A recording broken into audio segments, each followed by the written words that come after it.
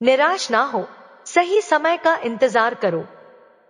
पेड़ कभी भी फूलों के गिरने से परेशान नहीं होता है, वह सदैव नए फूलों के खिलने के निर्माण में व्यस्त रहता है। जो कुछ भी हमने खो दिया है वह जीवन नहीं है। हम अब क्या प्राप्त कर सकते हैं, यही जीवन है। भाग्य बारिश का पानी है और परिश्रम कुएं का जल। बारिश में नहाना आसान तो है, लेकिन रोज नहाने के लिए हम बारिश के सहारे तो नहीं रह सकते। इसी प्रकार भाग्य से कभी कभी चीजें आसानी से मिल जाती है, किंतु हमेशा भाग्य के भरोसे नहीं जी सकते। कर्म ही असली भाग्य है। नमस्कार मित्रों, आज की कहानी बहुत ही प्रेरणादायक और शिक्षाप्रद होने वाली है, इसलिए कहानी को अंत तक जरूर सुने। मित्रों, एक समय की बात है, महात्मा दयानंद सरस्वती एक गांव से होकर गुजर रहे थे। वे बहुत ही ज्ञानी महात्मा थे। उस गांव में एक तालाब था। महात्मा दयानंद सरस्वती और उनके सभी शिष्य तालाब के पास आकर रुक गए। तभी वहां एक पार्थ नाम का लड़का अपनी माँ के साथ पानी भरने आया। उस लड़के की नजर महात्मा दयानंद सरस्वती पर पड़ी। वह महात्मा दयानंद सरस्वती को पहले से ही जानता था। वह जानता था कि महात्मा दयानंद सरस्वती बहुत ज्ञानी है और वे सभी के प्रश्नों का उत्तर देते हैं, सभी के समस्याओं का समाधान भी बताते हैं। वह उनके पास गया और बोला, हे गुरुवर, मैं बहुत बड़ा कुछ करना चाहता हूँ, लेकिन जब मैं कुछ करने का प्रयास करता हूँ तो मैं उस कार्य को पूरा नहीं कर पाता हूँ। मुझे समझ नहीं आता है कि मैं कहाँ गलती कर रहा हूँ। इसलिए मैं आपसे यह प्रश्न पूछना चाहता हूँ कि लक्ष्य को प्राप्त करते समय ऐसी कौन सी कठिनाइयों का सामना करना पड़ता है जिसको पार करने के बाद ही कोई व्यक्ति सफल हो सकता है। महात्मा दयानंद सरस्वती पार्थ की ओर मुस्कुराते हुए देखकर बोले, हे पार्थ, जब तक तुम अपने लक्ष्य की ओर कदम नहीं बढ़ाते हो तब तक सफलता से जुड़ा हर प्रश्न, हर उत्तर अधूरा है। महात्मा दयानंद सरस्वती ने इस उपदेश को समाप्त कर अपने सभी शिष्यों के साथ आगे की यात्रा जारी रखी। पार्थ ने भी अपनी माँ के साथ घर लौटने का निर्णय किया और घर वापस आ गया। अगले दिन जब पार्थ अपनी माँ के साथ वापस तालाब पर पानी भरने आया तो उसने देखा कि कल तालाब में जो कमल की केवल कलियां थी वे आज पूरी तरह से खिल चुकी थी। उसकी माँ को इस पर यकीन नहीं हो रहा था। उसने अपनी माँ से कहा, बेमौसम इतने सारे फूल का एक साथ खिलना, ऐसी घटना तो मैंने आज तक नहीं देखी। यह सब महात्मा दयानंद सरस्वती के यहाँ आने के कारण हुआ है, अर्थात यह उनका ही प्रभाव है। उस समय पार्थ अपने मन में कुछ सोचा और उसने तुरंत ही तालाब से एक कमल का फूल तोड़ा और मन में यह सोचना शुरू किया कि यदि तालाब की यह खूबसूरती महात्मा दयानंद सरस्वती के प्रभाव के कारण है तो मुझे महात्मा दयानंद सरस्वती से जरूर मिलना चाहिए। शायद वह मुझे कुछ सीखने के लिए संकेत देना चाह रहे हैं। सोचते सोचते उसने तय कर लिया कि वह महात्मा दयानंद सरस्वती से जरूर मिलेगा और महात्मा दयानंद सरस्वती की वह आवाज मन में गूंज रही थी, तुम लक्ष्य की ओर कदम नहीं बढ़ाओगे तब तक सफलता से जुड़ा हर प्रश्न, हर उत्तर अधूरा है। तब पार्थ ने कमल का फूल एक मटके में रख लिया और उसने यह निश्चय किया कि वह महात्मा दयानंद सरस्वती से मिलकर ही रहेगा। उसके मन में जो भी प्रश्न थे उनके उत्तर जानने का उसने निश्चय किया। पार्थ ने तुरंत ही अपनी माँ से कहा, माँ, मैं महात्मा दयानंद सरस्वती से मिलने जा रहा हूँ। वे बहुत आगे तक नहीं गए होंगे। अगर मैं जल्दी जल्दी चलूं तो एक दिन में ही मैं उन तक पहुंच जाऊंगा और एक दो दिन में मिलकर घर वापस आ जाऊंगा। उसकी माँ ने उसे बहुत समझाने की कोशिश की, लेकिन पार्थ नहीं माना और तुरंत ही सफर की तरफ निकल पड़ा। वह मार्ग पर बहुत ही तेजी से चल रहा था। बहुत कम समय में ही उसने अपने गांव को पार कर लिया। चलते चलते उसकी थकान बढ़ रही थी, जिससे उसकी रफ्तार कम होने लगी थी, लेकिन उसने हार नहीं मानी। धीरे धीरे चलता रहा और चलते चलते जंगल में पहुंच गया। जंगल को देखकर उसके मन में डर उत्पन्न हुआ। उसने सोचा कि मैंने आज तक जंगल पार नहीं किया है और इस जंगल में कई जंगली जानवर भी हैं। यदि मैं रास्ता भटक गया तो मैं महात्मा दयानंद सरस्वती तक कभी नहीं पहुंच पाऊंगा। और यदि मैं किसी गलत रास्ते पर चला गया तो मुझे कम से कम 2 दिन और लगेंगे महात्मा दयानंद सरस्वती तक पहुंचने के लिए।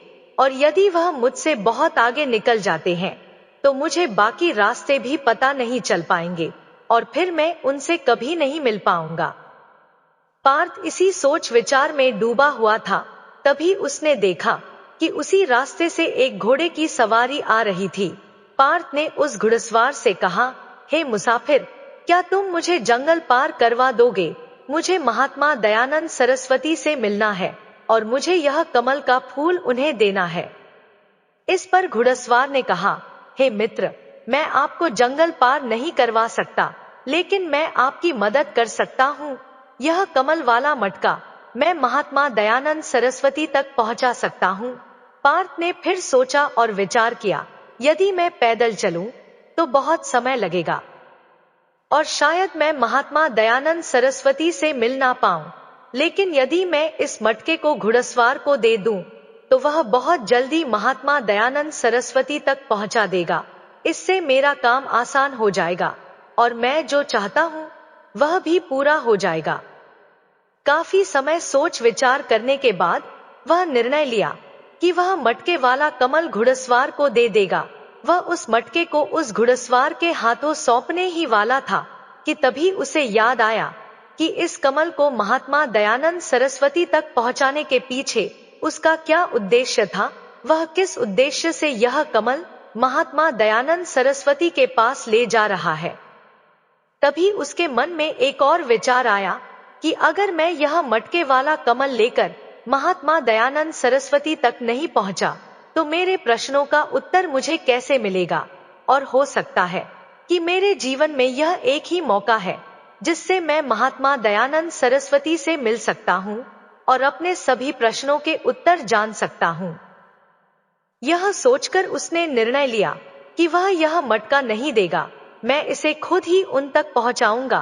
काफी कुछ सोचने के बाद वह घुड़सवार से कहता है, हे मुसाफिर, मैं यह मटका खुद ही उन तक पहुंचाना चाहता हूँ, क्योंकि उनसे मिलना मेरे लिए बहुत जरूरी है। मेरे मन में कई प्रश्न हैं जिनके उत्तर मुझे उनसे जानना है, इसलिए मैं यह मटका खुद ही उन तक ले जाऊंगा। आपका बहुत बहुत धन्यवाद, आपने मेरे लिए इतना समय निकाला। कृपया मुझे आगे का रास्ता बता दीजिए, मैं उसी रास्ते से चला जाऊंगा। घुड़सवार ने उसे आगे का रास्ता बता दिया तो वह उसी रास्ते पर चलने लगा। अब शाम होने की बेला थी और उसके मन में अनेक सवाल उठने लगे। शाम के समय अगर वह जंगल में भटक गया तो क्या होगा? महात्मा दयानंद सरस्वती से कैसे मिल पाएगा? और अगर मिल ना पाया तो क्या उसकी यात्रा बेकार हो जाएगी? ऐसे सोचते हुए उसे पछतावा होने लगा। वह मन ही मन खुद को कोसने लगा और कहने लगा, शायद अच्छा होता अगर मैंने इस मटके को उस घुड़सवार को सौंप दिया होता, तो इससे कम से कम वह महात्मा दयानंद सरस्वती तक पहुंचाकर वह अपने घर भी लौट जाता। अब पार्थ के मन में तरह तरह के विचार घूम रहे थे कि ऐसा होता तो क्या होता, वैसा होता तो क्या होता, अगर रास्ता भटक गया तो क्या होगा। तभी पार्थ की नजर कमल की ओर पड़ी तो उसे महात्मा दयानंद सरस्वती की याद आई। महात्मा दयानंद सरस्वती के चेहरे पर उसने एक ठहराव और अप्रतिम शांति देखी थी। उनकी मुस्कान ने उसमें प्रेरणादायक ऊर्जा का संचार किया था। उसने समझा कि उसकी यात्रा का उद्देश्य न केवल महात्मा दयानंद सरस्वती से मिलना है, बल्कि उनसे बहुत कुछ सीखना भी है। उसके मन में महात्मा दयानंद सरस्वती से मिलने की तीव्र इच्छा फिर से जागृत हो गई और वह अब निश्चिंत था कि वह अपने मार्ग पर आगे बढ़ेगा। जब उसने जंगल की सीमा को पार कर लिया तो उसने महसूस किया कि जब जब वह अपने उद्देश्य को याद करता है तो रास्ते की मुश्किलें कम होती जा रही थी। यह घटना सिर्फ पार्थ की कहानी नहीं है, बल्कि यह हर व्यक्ति के साथ होती है। जब हम अपने उद्देश्य को याद रखते हैं तो हमारे मार्ग में आने वाली रुकावटें छोटी पड़ जाती हैं और हम उन्हें आसानी से पार करके अपने लक्ष्य की ओर बढ़ते हैं। इसके बाद पार्थ को यह एहसास हुआ कि उसे अपना उद्देश्य पूरा करना है और धीरे धीरे आगे बढ़ते रहना है। उसने सभी चिंताओं को छोड़ दिया और आगे बढ़ता गया। हालांकि चलते चलते वह काफी थक चुका था और जब उसने जंगल को पार किया तो उसे एक छोटी सी कुटिया दिखाई दी। उस कुटिया में एक सुंदर स्त्री रहती थी। पार्थ थक चुका था और जोरों की प्यास महसूस कर रहा था। वह कुटिया में चला गया और वहां पर उस स्त्री से पानी मांगा। उस स्त्री ने पार्थ को पानी पिलाया और उससे पूछा कि वो इस तरह क्यों भटक रहा है। तो पार्थ के ने उत्तर दिया कि वह महात्मा दयानंद सरस्वती के ज्ञान की अभिलाषी है और वह उनसे मिलना चाहता है। तभी उस स्त्री ने पार्थ से पूछा, आखिर तुम महात्मा दयानंद सरस्वती से मिलना क्यों चाहते हो? तब पार्थ कहता है, मेरे मन में बहुत सारे प्रश्न हैं, जिनका उत्तर जानने के लिए मैं उनसे मिलने जा रहा हूँ। पार्थ अपनी बातें कह रहा था, जबकि दूसरी ओर उस लड़की के मन में पार्थ के प्रति प्रेम जाग रहा था। मन ही मन वह लड़की उसे पसंद करने लगी थी। वह लड़की पार्थ को रोकना चाहती थी और उसे कहती है, आज तुम यहीं रुक जाओ, वैसे भी शाम होने को है और बहुत जल्द रात भी होने वाली है। ऐसे में तुम कहाँ जाओगे? इससे अच्छा है कि आज रात तुम यहीं रुक जाओ। उस लड़की की बातों को सुनकर पार्थ समझ चुका था कि वह उसे पसंद करने लगी है। पार्थ उस लड़की की सुंदरता को मन ही मन निहारते हुए सोच रहा था, मैं इससे विवाह कर लूं तो मेरा जीवन संभल जाएगा और जीने में आनंद भी आएगा। पार्थ ने सोचा, ऐसे भी मैं आज रात महात्मा दयानंद सरस्वती से मिल नहीं पाऊंगा, तो क्यों ना मैं यहीं पर रुक जाऊं। फिर उसने जवाब देते हुए कहा, मैं कुछ देर में सोचकर बताता हूं। पार्थ इस विषय में सोचता रहा। तब तक उसके मन में फिर से महात्मा दयानंद सरस्वती की वह बात याद आई।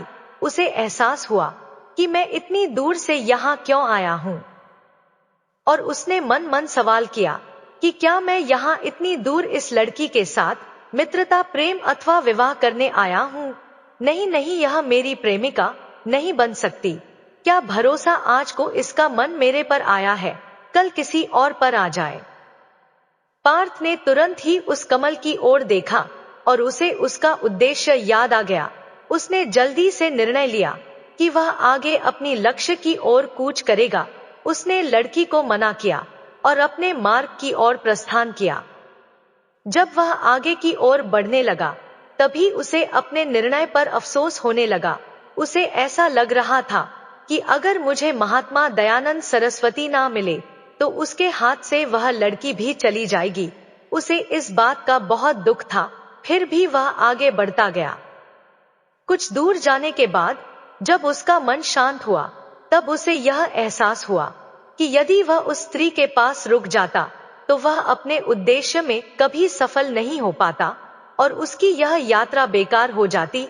उसको तब एक और बात का स्मरण हुआ कि कोई भी वस्तु या व्यक्ति जो हमें अपने उद्देश्य से भटकाने का प्रयास करे, उससे तुरंत ही दूरी बना लेनी चाहिए और हमें अपना उद्देश्य याद रखना चाहिए। पार्थ सोच विचार करते हुए आगे बढ़ रहा था। तभी मार्ग में एक बुजुर्ग आदमी से मिला। उसने बुजुर्ग से पूछा, हे बाबा, क्या आपने इस मार्ग से महात्मा दयानंद सरस्वती को जाते हुए देखा है? पिछले गांव में किसी ने बताया कि वह इसी मार्ग से आगे बढ़े थे। क्या आप बता सकते हैं वह किस तरफ गए हैं? उस बुजुर्ग व्यक्ति ने पार्थ से कहा, तुम्हें कोई गलतफहमी हुई है। इधर से कोई भी महात्मा मुनि नहीं गए हैं। हो सकता है कोई और मोड़ हो जिस पर तुमने ध्यान नहीं दिया हो और उस रास्ते से वे महात्मा चले गए हो। यह सुनकर पार्थ घबरा गया। अभी कुछ ही घंटे पहले ही उसने उस बस्ती को पार किया था। अगर वह वापस गया तो काफी समय लग जाएगा और अंधेरा भी होने को है। उसके रहने के लिए कोई जगह भी नहीं है और ना ही उसके पास कुछ खाने के लिए बचा है।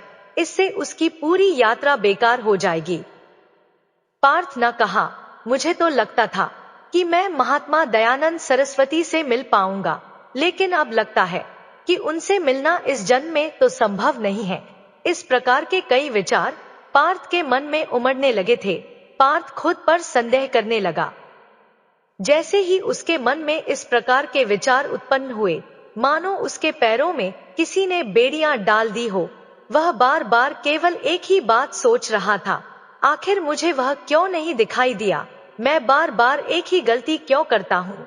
मुझसे इतनी बड़ी गलती कैसे हो गई? पार्थ अपना सर पकड़कर वहीं बैठ गया। कुछ देर तक तो उसे कुछ समझ नहीं आ रहा था। तभी पार्थ को उसकी माँ की बात याद आई कि हर गलती में कोई ना कोई सीख छुपी होती है, जो हमारे जीवन को और भी बेहतर बनाती है। और इस बात को सोचते ही उसका मन पूरी तरह से शांत हो चुका था। और पार्थ बार बार अपने मन में एक ही बात दोहरा रहा था कि हर गलती में सीख छुपी होती है और वह हमें और बेहतर बनाने आती है। उसने अपनी गलती को स्वीकार किया। हाँ, मुझसे गलती हो गई है। मैं जल्दबाजी में बिना सोचे समझे मार्ग में आगे बढ़ रहा था। जैसे जैसे लोगों ने कहा, उसी तरह से वह आगे की ओर बढ़ता गया। उसने अपनी गलती स्वीकार करते ही उसका मन शांत हो गया। उसकी आशा अब निराशा में बदल चुकी थी। वह एक पेड़ के नीचे बैठा हुआ था। तभी उसने देखा कि कुछ जानवर नदी से पानी पी रहे थे।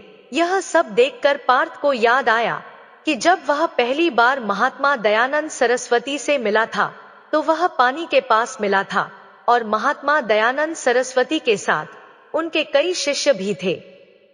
सभी को पानी की जरूरत तो पड़ेगी ही। इस बात पर पार्थ को तुरंत यह समझ में आया कि महात्मा भी उसी रास्ते से भ्रमण कर रहे होंगे। तभी उसने सोच विचार कर तय किया कि वापस जाने से अच्छा है, क्यों ना मैं नदी के किनारे किनारे होते हुए आगे की ओर बढ़ता रहूं। ऐसा सोचते ही उसने तुरंत रास्ता बदल दिया और अब नदी के रास्ते आगे बढ़ता गया। जैसे जैसे वह आगे बढ़ता गया, उसका मन और भी हल्का होता गया। इस अनुभव के साथ उसने महसूस किया कि जब मन शांत होता है तो हमारा मन बहुत हल्का हो जाता है। हम जल्दबाजी नहीं करते और ना ही किसी में या खुद में कमियां ढूंढते हैं। हमारी बुद्धि पहले से बेहतर काम करने लगती है। उसने यह भी महसूस किया कि खुद से शिकायत करना एक बहुत बड़ी कमी है, जो हमें दुख और पीड़ा देती है। चलते चलते उसके मन में यह विचार आया कि यदि वह अपने गांव में ही रुक जाता तो यह सारे अनुभव कभी नहीं होते। ऐसा सोचते सोचते वह मार्ग में आगे बढ़ता गया। तब महात्मा दयानंद सरस्वती के कुछ शिष्यों पर उसका नजर पड़ा। उन्हें देखकर वह बहुत खुश हुआ। उनके शिष्यों को देखकर वह तेजी से आगे बढ़ा और अंत में महात्मा दयानंद सरस्वती तक पहुंच गया। जब वह महात्मा दयानंद सरस्वती से मिला तो उन्हें प्रणाम किया और तुरंत ही उन्हें कमल का फूल भेंट किया। महात्मा दयानंद सरस्वती उस कमल के फूल को अपने हाथों में लेते हुए बोले, हे वत्स, बहुत सुंदर, यह कमल पूरी तरह खिल चुका है। 2 दिन पहले ही तुमने मुझसे पूछा था कि लक्ष्य को पार करने के लिए कौन सी कठिनाइयों को पार करना पड़ता है। तुम्हारा यह धैर्य और मुस्कान देखकर लग रहा है तुमने रास्ते में बहुत सारे अनुभव को इकट्ठा करके अपने जीवन रूपी पुस्तक में संजोकर रख लिया है। इस पर पार्थ ने रास्ते में घटित सारी बातें महात्मा दयानंद सरस्वती को बता दी। तब महात्मा दयानंद सरस्वती बोले, हे वत्स, मैं तुम्हारे सारे सवालों का उत्तर दूंगा। तब महात्मा कहते हैं, बिना कोशिश के हर चीज अधूरी है। जब इंसान किसी लक्ष्य को प्राप्त करने के लिए रास्ते पर चलता है तो सबसे पहले अपने अनुभव से ही सीखता है। जब धीरे धीरे उसकी बुद्धि बढ़ने लगती है तो वह दूसरों के भी गलतियों से सीखने लगता है। जीवन में लक्ष्य प्राप्ति के लिए एवं किसी उद्देश्य में सफलता प्राप्त करने के लिए हमें उस रास्ते पर चलना पड़ेगा। तभी हम सफलता प्राप्त करने की रहस्य को जान पाएंगे। हर लक्ष्य को हासिल करने में कुछ चुनौतियां आती है और इनका समाधान करने के बाद ही हम अपने लक्ष्य तक पहुंच सकते हैं। अगर तुमने उन चुनौतियों का सामना कर लिया तो तुम अपने लक्ष्य को हासिल कर लोगे। तुम जैसे कि यह कमल का फूल मुझ तक पहुंचाना चाहते थे और तुम्हारा उद्देश्य भी यही था और तुमने यह समझ लिया था कि इस फूल को मुझ तक पहुंचाने के पीछे तुम्हारा वास्तविक उद्देश्य क्या था। हर बार जब तुम इस फूल को देखते थे तो तुम्हें तुम्हारा उद्देश्य याद आ जाता था। तुमने अपने अनुभव से सीखा कि मंजिल तक कैसे पहुंचा जाए। तुम्हारे मन में कई तरह के डर और संदेह उत्पन्न हो रहे थे। क्या पता तुम मुझ तक पहुंच पाओगे या नहीं, क्या पता इस जंगल को पार कर पाओगे या नहीं। तुमने कभी आज तक जंगल पार नहीं किया था और तुम्हें रास्ते में कई तरह की रुकावटें झेलनी पड़ी।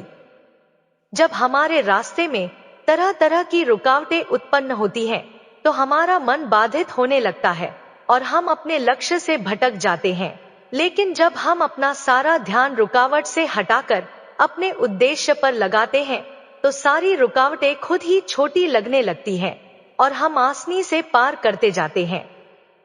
शुरुआत में सभी की यही समस्या होती है, वह नहीं समझ पाते हैं कि उन्हें जीवन में सफल होना आवश्यक क्यों है, क्यों वह कुछ करना चाहते हैं।